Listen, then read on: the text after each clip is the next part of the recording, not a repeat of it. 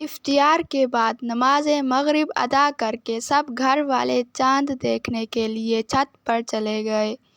اپنی چھت پر کھڑے ہو کر سب نے دعا مانگی اور ایک دوسرے کو مبارکباد دی۔ باریک سا چاند آسمان پر چمکتا ہوا بہت ہی پیارا لگ رہا تھا۔ جلد ہی سب عید کی تیاریوں میں مگن ہو گئے۔ امی جان نے فاطمہ کو مہندی لگائی اور عید کی مبارکباد دی۔ عید الفطر کی صبح بہت روشن تھی۔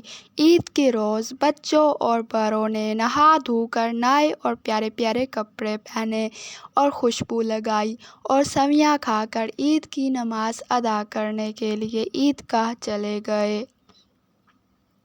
عیدگاہ سے واپس آ کر ابو جان نے بچوں کو عیدی دی۔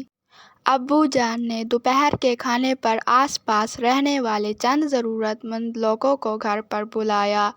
امی جان نے ان کے بچوں کو بھی عیدی دی اور انہیں بھی عید کی خوشیوں میں شریک کیا۔ شام کو ابو جان یاسر اور فاطمہ کو عید میلے میں لے گئے۔ میلے میں بہت بھیڑ تھی۔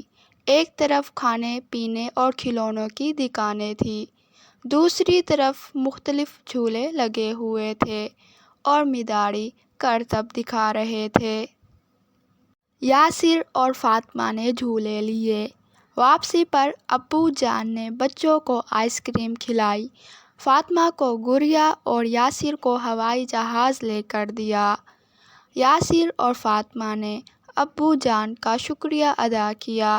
یاسر نے کہا، ابو جان آج ہمیں بہت مزہ آیا۔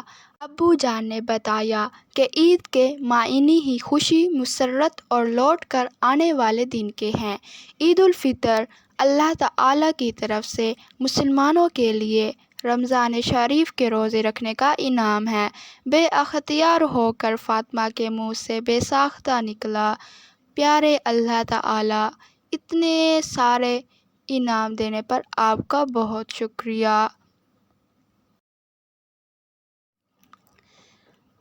اسی لیے ہمیں بھی اللہ تعالیٰ کی دی ہوئی نعمتوں پر شکر ادا کرنا چاہیے تاکہ ہمیں بھی اللہ تعالیٰ کی طرف سے رحمت اور خوشیاں و برکتیں اور اپنے رب کی خوشنودی حاصل ہو سکے۔